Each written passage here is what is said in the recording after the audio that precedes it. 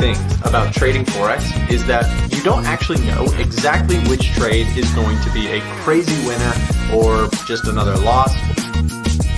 What's up, everybody? We are currently live. We'll take away the weekly. Trace back down to orthodox stance. That price is going to be bullish.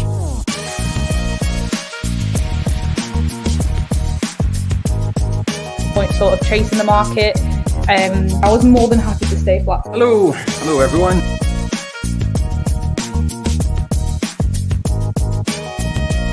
What the kangaroos help? Always recommend trading on the 5 minute. Some of these exotic pairs in pretty steady uptrend, making these higher highs and higher. Mostly trend following. The stimulus in a certain way.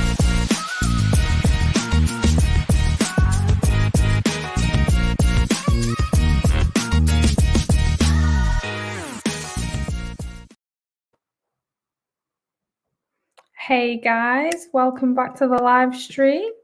I'm Niamh Forex and I come on A1 Trading every Monday now at 2 p.m. Eastern. So yeah, keep an eye out. So thank you so much for tuning in. Let's see who's here. So we've got Jerome. Hey Jerome. Dimitri. Hey Linda. Alistair, Denise. Cool. Okay.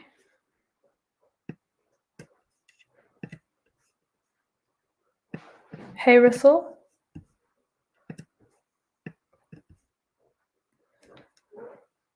So happy Monday. It is the 16th of August 2021. Had to remind myself then. And today I've been involved with no trades at all. It's been quite a flat day for me. Hey guys.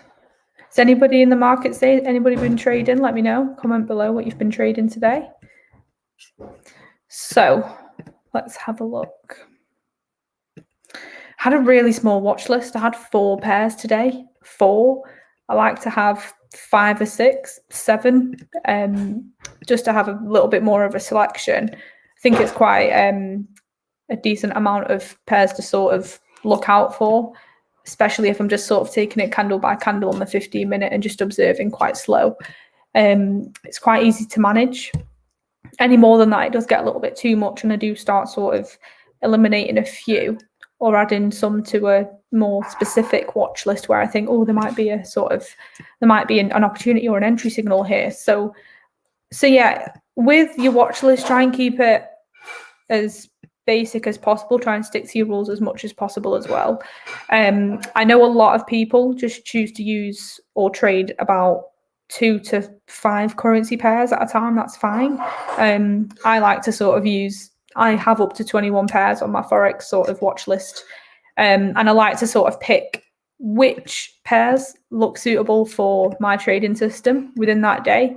So it can range anywhere between 1 to 7 to maybe 12 currency pairs in one day. So it can get a little bit much sometimes, but it's about sort of minimalizing the watch list and prioritizing the better sort of pairs that may present a better setup going forward. So just to give you guys a little heads up with what it's been like today within the market on a Monday, I expect it to be quite counter trendy. It usually is during the sort of Monday open and also the close of play on the Friday when the trading week's over.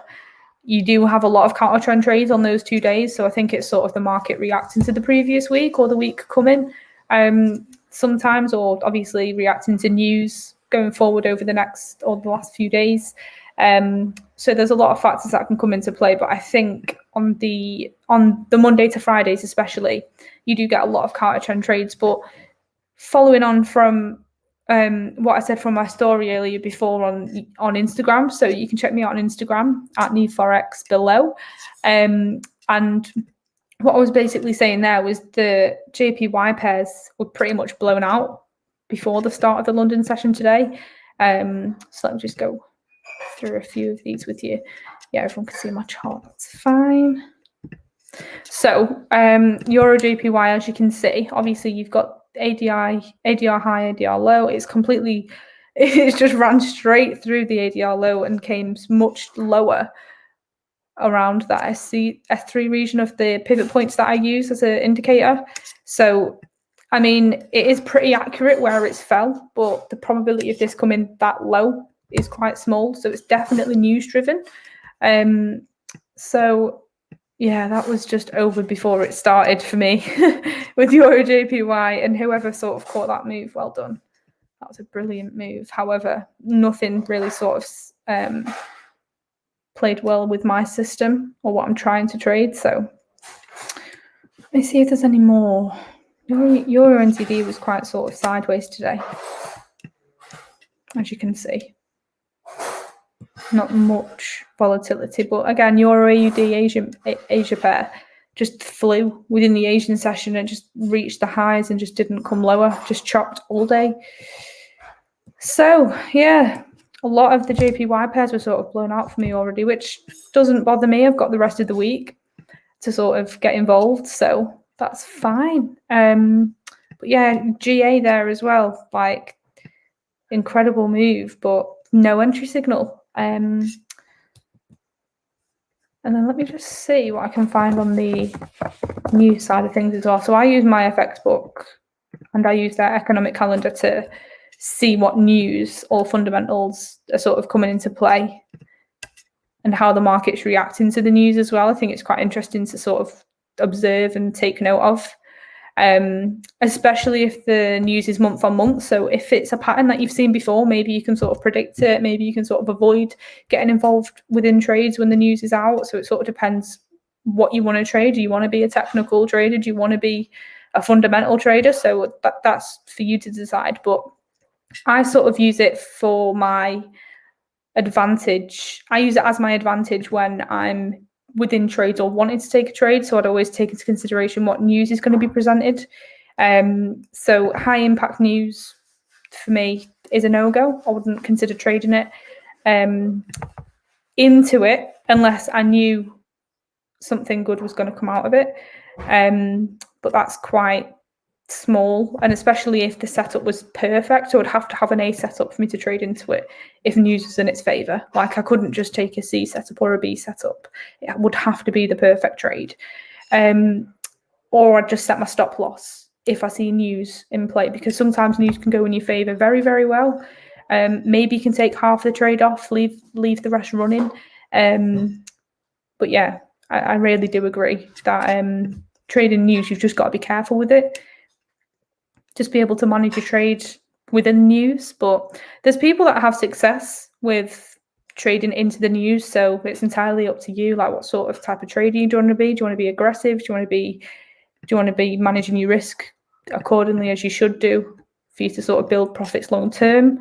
So yeah, it's all about, for me, it's all about compounding. But for others, some people are high risk traders. It does work in their favor. It doesn't sometimes as well. So yeah. Everybody trades differently. So just having a brief look, there was just high impact news on, so it was just GDP for the yen today. So it says here, high reading or better than expected numbers seen positive for the yen, low readings negative. As you can see, this was 0.3%, so it was better than it was previously. So this would have been a positive for the yen. So apologies as well, my cats are hungry. But yeah, as you can see, euros come drastically lower because obviously that's the base pair. So with it being the base pair, with it being the start of the currency pair, if the yen goes higher, then the euro will fall. They sort of counter each other out, a little bit like magnets in a way. So obviously they're your basics. A lot of people sort of listening to this will already know that, but just for the people that are sort of on the edge of sort of getting involved with trading and not sure where to start and just wanting a little background about what I'm talking about, that is how you can sort of react to news. As you can see, GJ as well. The pound just melted because that yen news was just so strong. So yeah, that is the reason why my watch list was so small. So I like the fact that even though I'm not involved with the market and I'm not actively trading it, I can sit here and read the reasons why I'm not involved.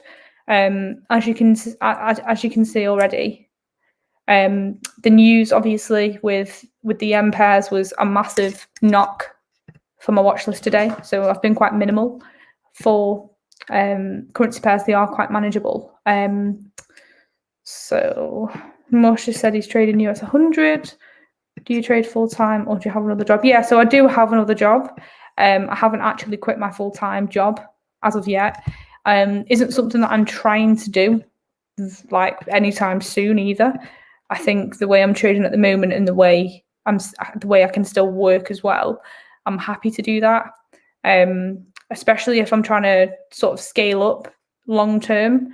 I don't mind having the job to still fund my own independent account as well as having the funded account. So yeah, I'm happy still having my job. I think I can sort of manage my trading around that as well. So yeah. How many grade A setups do you encounter in 1 week? So going off my back testing, to be quite honest with you, Russell, A setups are quite they're a lot less frequent. So A setups, I'd probably say about once, maybe 2 weeks. I'd be lucky to get 2 or 3 within a week or two. But what I love about them is when I back tested them on every pair, I think I had out of about 300-400 trades, I had about 4 losses. The rest were either break even or they were winners. So I did really, really well with my A setups when I was going through my back testing and when I was actually being really selective with my trades. And it just goes to show if I did actually just trade the A setups, I couldn't imagine how many sort of losses and break evens I could have prevented.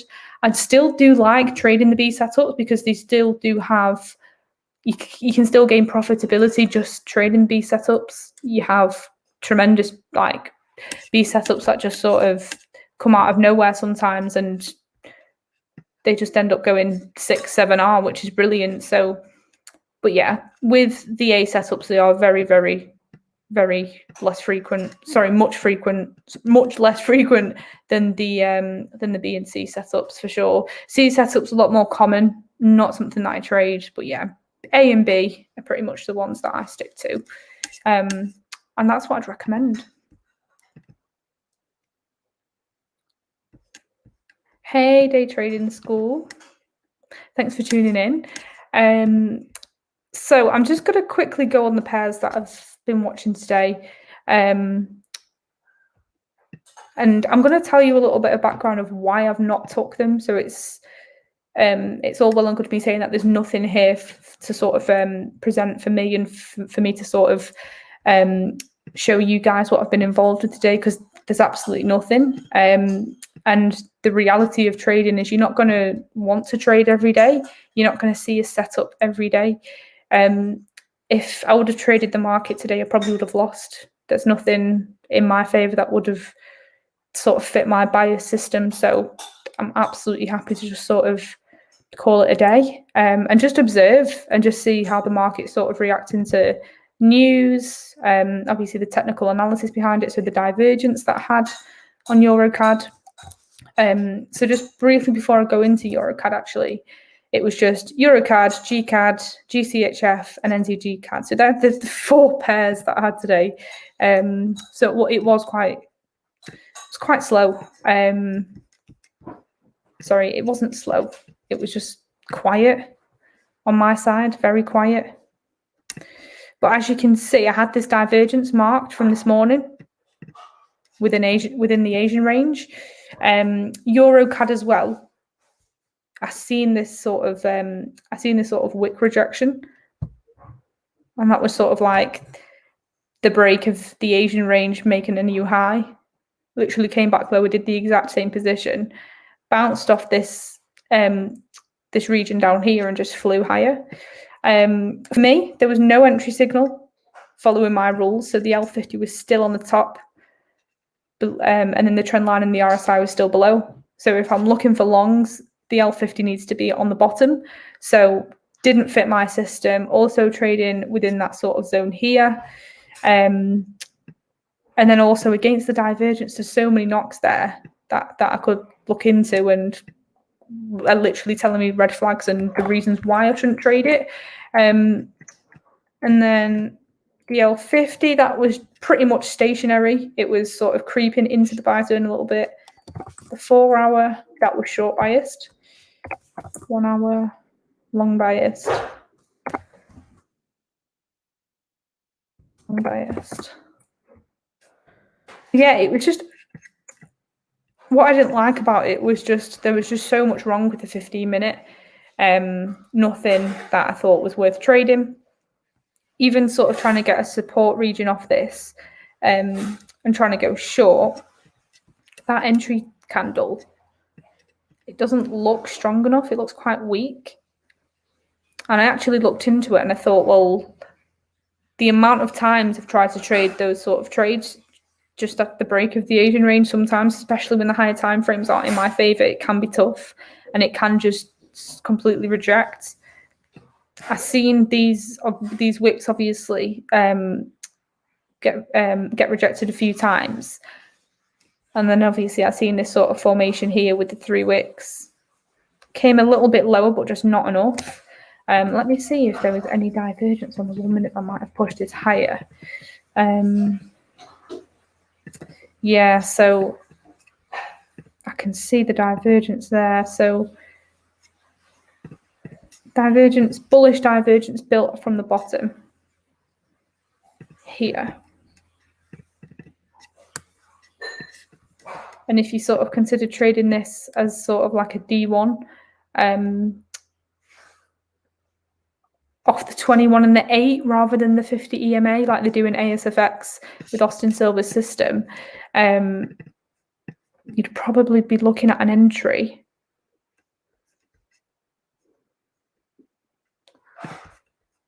probably off this region.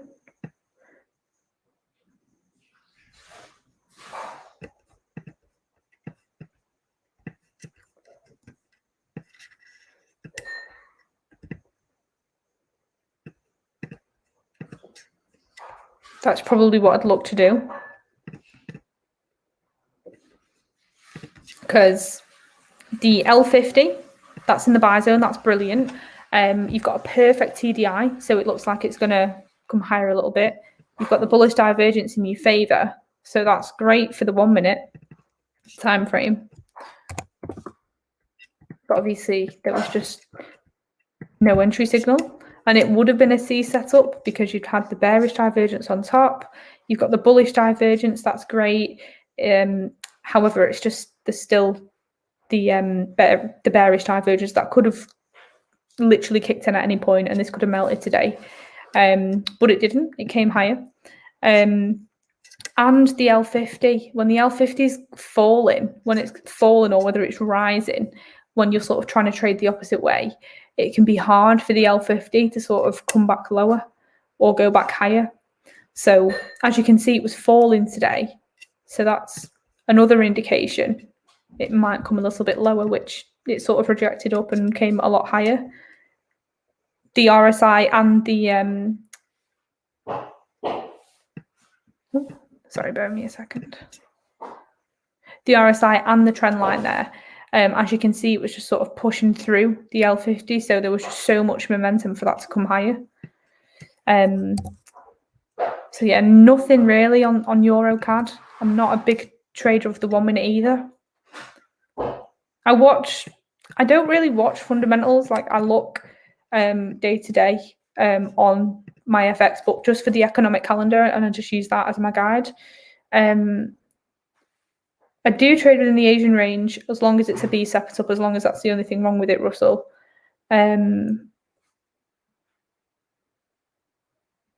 It's less risky than the A setup. Sorry, it's more risky than the A setup. The A setup's obviously got nothing wrong with it. It's out of the Asian range.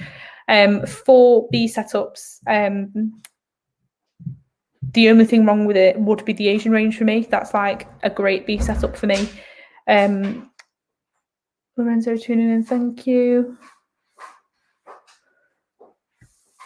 But yeah, just let me know if anybody else has got any more questions. Thanks for listening in, guys. GCAD again went higher, just rejected the bearish divergence. Do you see how the divergence that I had all day just got rejected? It was quite bizarre, actually. Like nothing just went with the divergence, and I've never actually seen that before. I've seen at least one pair sort of move with the divergence or sort of go in that favour, but absolutely everything sort of rejected the divergence today. But EuroCAD, I do feel like maybe within the next few days it might come lower. This divergence just might have been building throughout today. As you can see, it's still coming lower on the TTI. It's still going high. Price is still rising on the chart there as well. So it could just be sort of melting to come lower tomorrow, maybe. But we'll see anyway. I'll keep you updated on my Instagram as well. So if you tune in, you'll be able to see what I'm watching tomorrow as well. GCAD, same again, absolutely nothing. Very similar to EuroCAD, so I'm not going to spend too much time on it. So just went straight back up. I wouldn't mind looking at the higher time frames actually. Let's have a quick look. See how they played out. Just get it a little bit cleaner for you guys. So L50 is in the buy zone. That's great. That's an indication that it's going to go higher as well. As you can see, probably risk reward, looking at the high time frames, you can probably put it to 1.7600 maybe, if not a little bit lower.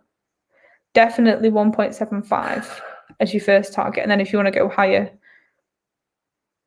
do what you seem needs to be done. But as you can see, you've got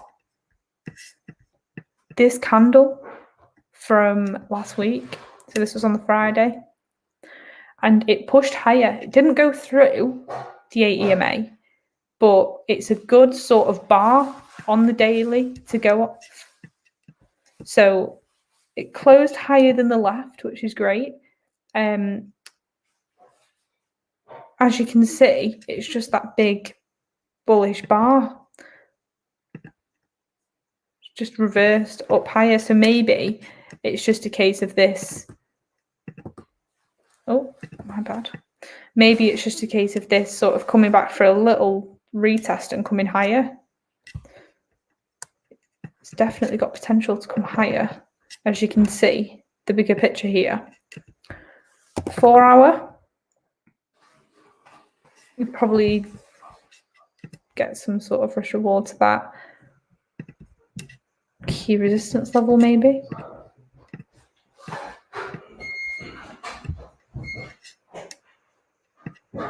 But, however, the L50 is in the sell zone here as well, so just take that into consideration. It's not all bullish. 1 hour's bullish, that's great.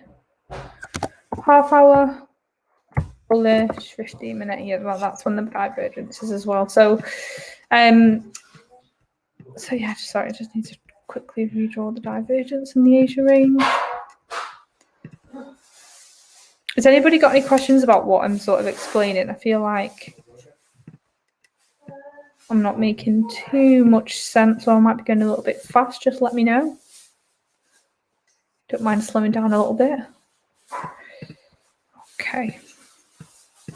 Yeah, sometimes I just get so focused. Oh.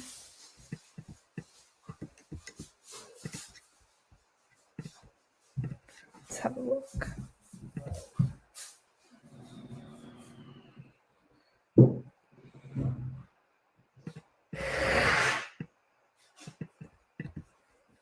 Let's check the chart.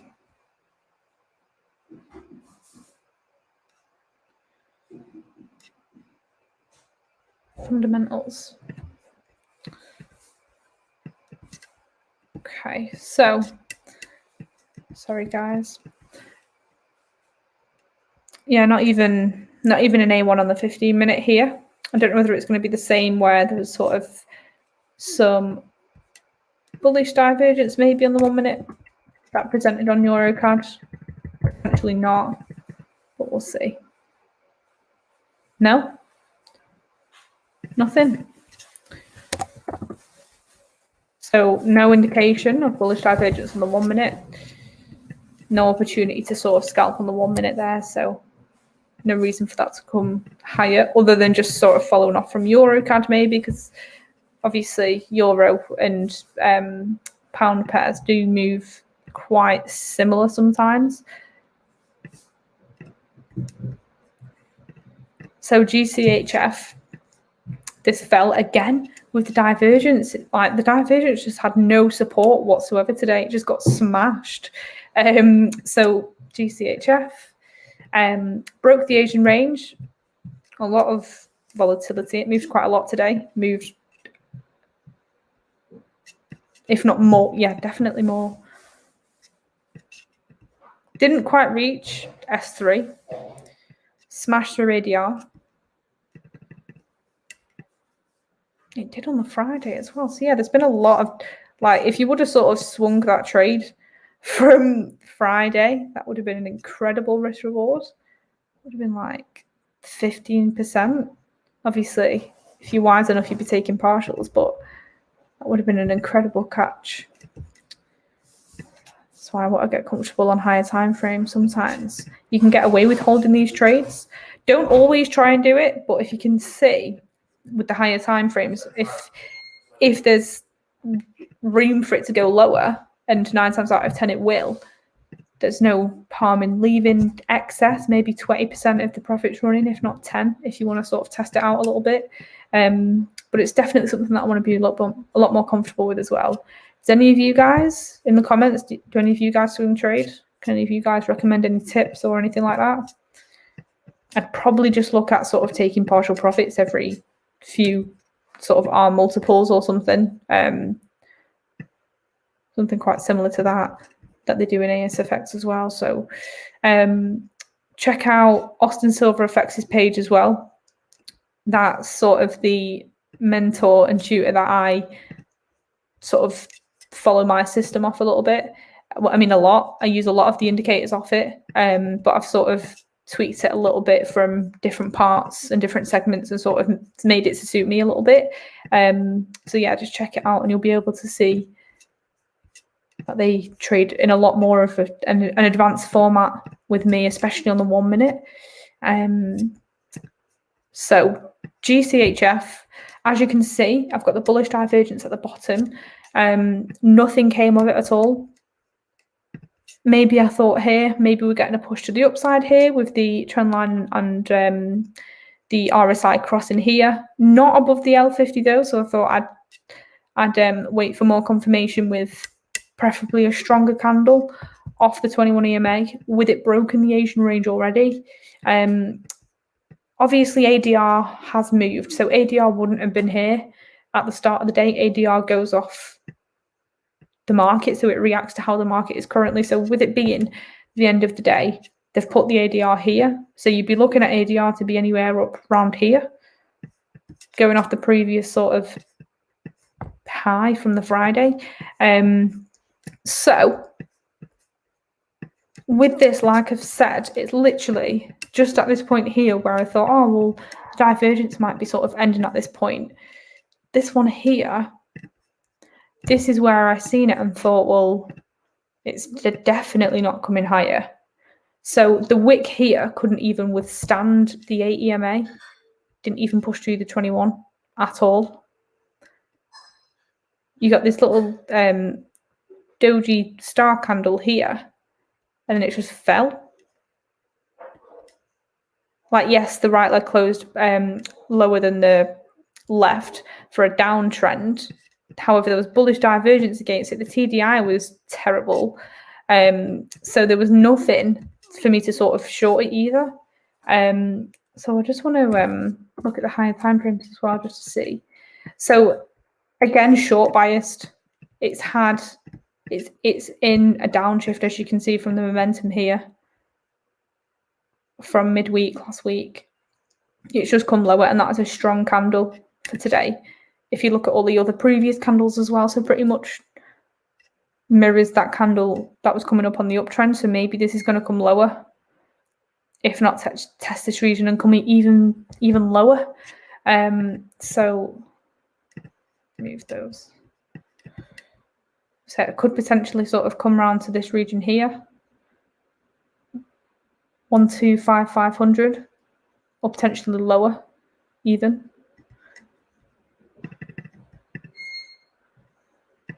But yeah, preferably this zone.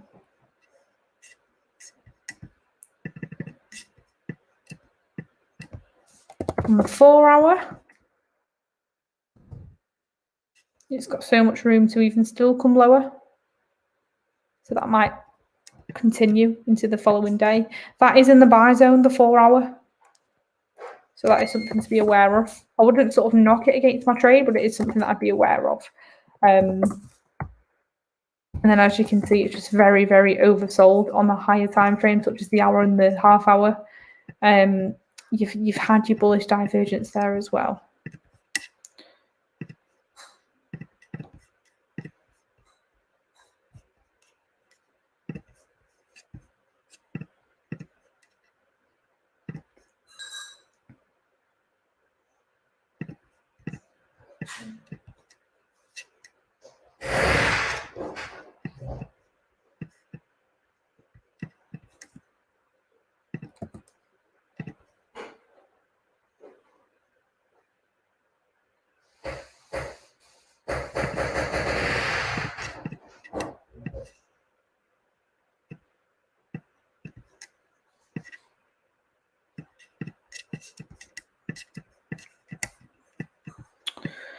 So yeah, no entry signal on GCHF. It just held the 8 EMA. It broke the divergence. If it does break the divergence level, then I wouldn't sort of try and trade up against it again, especially if that 21 is just getting rejected. It didn't actually cross either. So the 8 and the 21 didn't actually cross. Like, yeah, the candles came higher, but you're looking for it to actually push higher. As you can see, it's just sort of, they've just sort of met in the middle, and the 8s come lower and the 21s came straight after it. So yeah, nothing great on GCHF.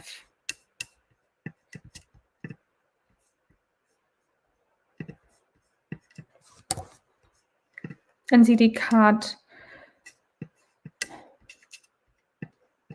Oh, this was one that I actually wanted to talk about. I liked the idea that I had on this, but again, there was just too much wrong with it. It was a C setup, and as you can see, it didn't do great. Went 1.2R. I would have lost that trade if I was involved with that. Or no, sorry, I'd still be. I'd be minus, unless depending on the spread might have just sort of took me out. Anyway, NZD CAD 15-minute. Again, divergence everywhere. Didn't move against the divergence yet again. Shock. So the divergence was just so weak across the board today. It does happen. So yeah, it was just bearish divergence on top. If that's the case, probably could come lower today. That is sort of the indication that it can show. And that's the reason why I use it. In terms of like an actual A1 or a great shift candle, I was looking at the different candles out there. I did see this one. However, I was a bit skeptical that it was overextended. 7.1.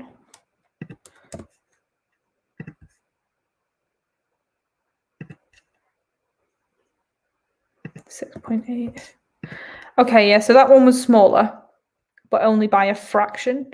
I actually thought that was overextended, so I thought I'm not going to bother with that. It does have a great TDI here.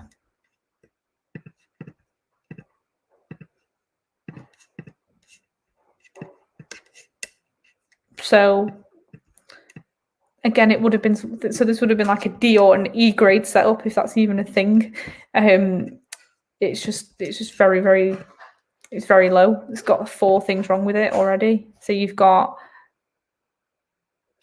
the divergence, you've got it being oversold as well.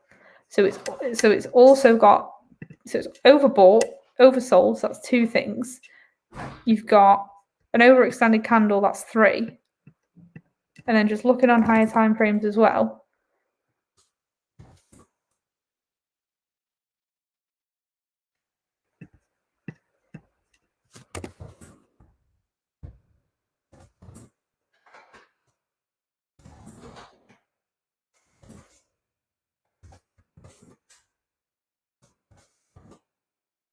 All long biased.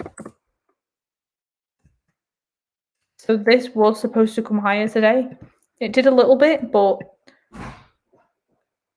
it's still a C setup or more with this. Like there's not a lot right with it.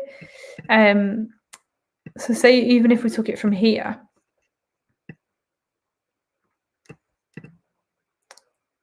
I would have just missed out on 2 hours and would have got a break even. So that would have been a break even trade from here and a break even and a loss from here. So I'm just glad I weren't involved. It doesn't seem the type of trader we'd like to be involved with either. It seems quite choppy all over the show. Not much happening. It's not. I like to be in and out of my trades as much as possible as well. So that would have just been dragging all day.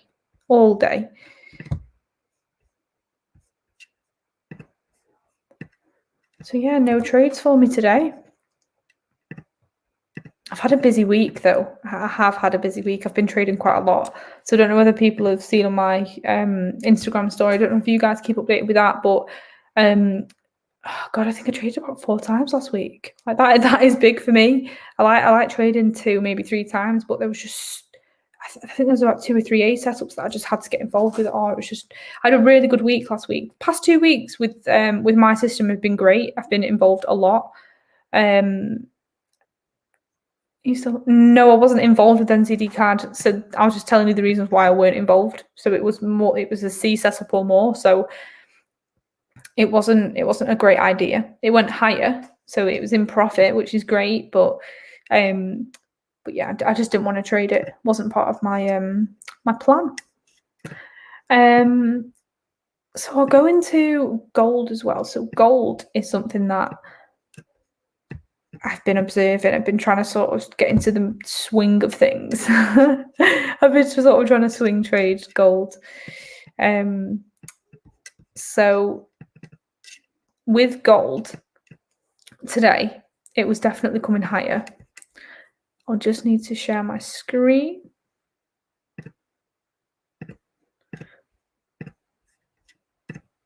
I didn't trade gold because it was more me sort of observing it.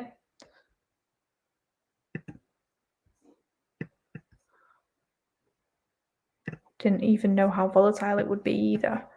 It's been quite slow. It did drop actually in the last week, and it was quite significant. So higher time frames.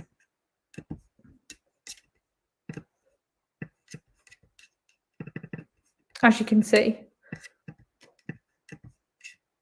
it's come lower.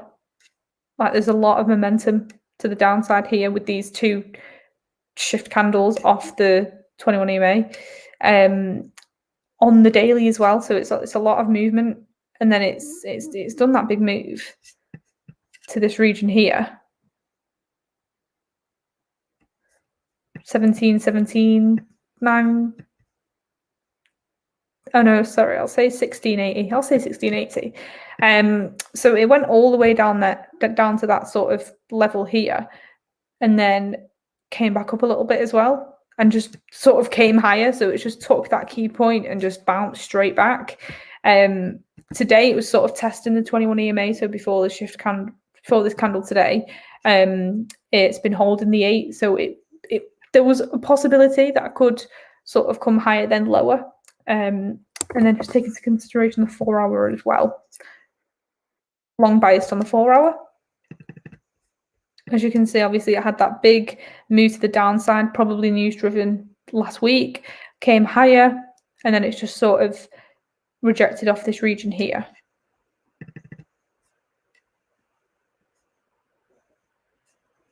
On the 4 hour.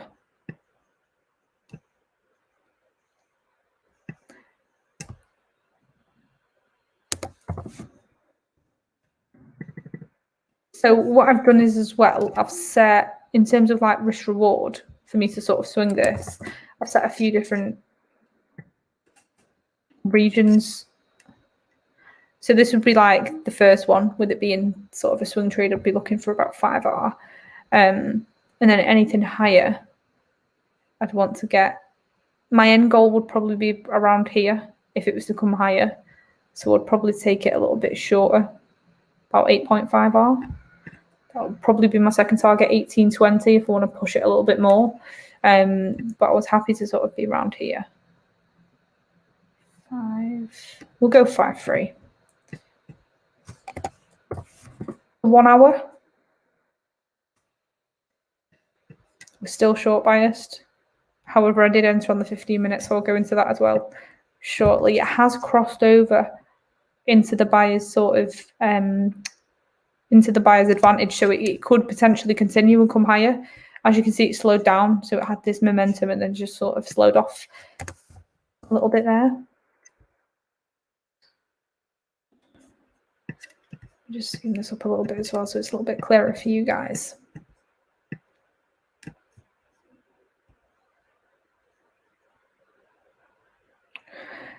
So you've got your Asian range, it's been broken as well.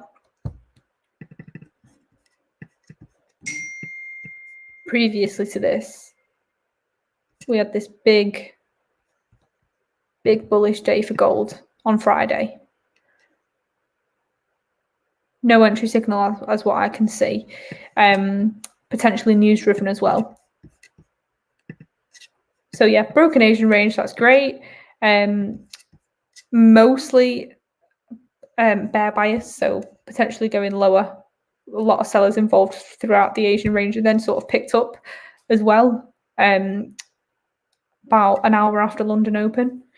So we just seen this sort of level here. I've really paid attention to these sort of regions over the last few weeks. And it's usually, it'd have 2 knocks to these sort of levels where price would sort of repeat itself and come a little bit lower or test those regions, and it'll come straight back higher. So it'll just rebound off these little levels. I liked how the volume as well was sort of picking up as well. So the 8 and the 21 was crossed. It was quite a weak candle, to be quite honest with you. But what I found with gold, the entry candles don't have to be as strong. Gold seems to pick up liquidity when it wants to. So when it's got news sort of incoming, or it doesn't actually have to be high risk US dollar news to move gold. It can be other factors as well. So it could be other currency pairs and what they're doing and what their involvement with gold is as well, how much other countries will be holding it as well. So there's quite a lot to sort of look into it. I don't pay too much attention with the ins and outs, but I just sort of look at the technical side. But yeah, what I found with gold, you don't have to have a great entry signal, especially if you're wanting to sort of swing the trade. You've got a safe stop loss and you wanted to sort of keep that going for quite a while. This is something that I'm just sort of trying to back test, so it isn't something that I'm actively trading now. It's just me sort of trying to get a feel for the sort of swing trades and my ideas behind it and how I can bring the higher time frames in a little bit more with my trading as well. Good question, Russell. I've not actually used NAS 100 or US 30, so I've not actually traded any of those indices at all. So he did ask whether the system's sort of applicable for those sort of indices. I don't know. I do know one of my friends, Jack Banyard, so at Jack Banyard on Instagram. You can also catch him on YouTube as well. So I think it's Jack Banyard FX. Doesn't post at the moment as frequent as he would be doing. He's quite busy with crypto. However, he is sort of building an indices system, so maybe it's sort of checking him out, seeing what he can let you know about that. He did do a bit of back testing with the advanced course with ASFX, so maybe it's worth giving him a shout because he was. Last time I checked up on him, he was doing quite well with the NAS 100. He showed me the back testing to it, and I did like his idea behind it. So yeah, give him a shout. So yeah, sorry, following off with the trade here. So obviously it's out of the Asian range, like I've said. Nice candle off the 8 in the 20, the 9 in the 21. So I use the 9 EMA with gold over the 8 with the other pairs. The stop loss, I'm not going to put to the lower wicks, because what I've found is when you do, when you're back testing and you put your stop loss to this region here, it'll usually touch that region and come higher. But at that point, it could be the spread involved, it could be anything, it could surpass this level a little bit, and that'll be just you losing more money. I think it'd be safe to just put it just above the low of the previous candle, and then just leave the wicks. If it's going to go higher, it's going to go higher. It's going to go lower. It's not much lower, is it? It just helps you. It just stops you from having such a large stop, and you can just take advantage of having a little bit more of a lot size there as well. It's not much, but it helps, especially as well. Just make sure that you're sizing accordingly with your spread. Just make sure the spread isn't too much on gold. Yeah, just make sure you choose a decent broker.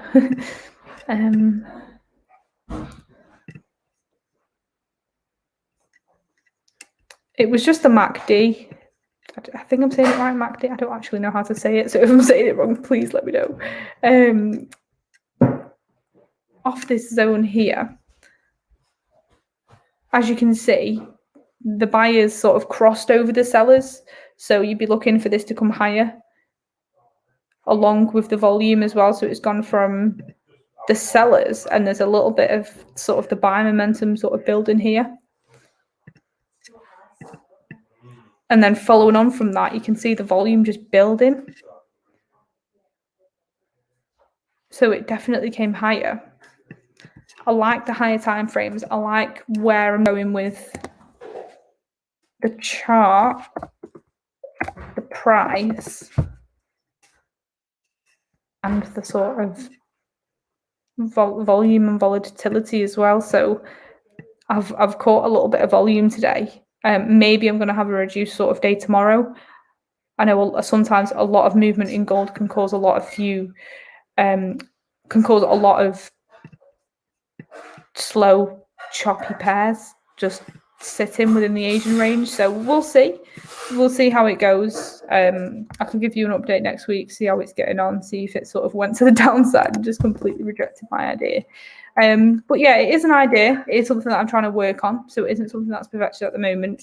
So yeah, just let me know if you've got any questions or anything like that. I'm going to wrap up fairly soon because I've tried to do my best with only 4 pairs and a bit of a gold idea.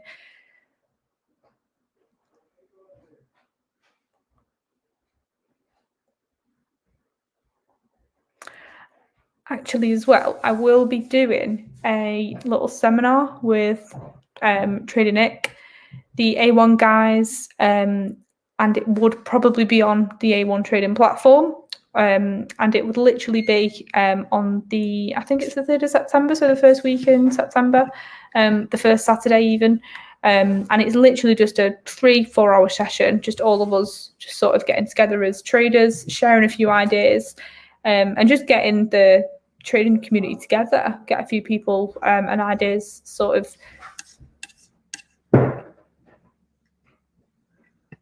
Oh, sorry, my apologies. I was just looking at the chats there.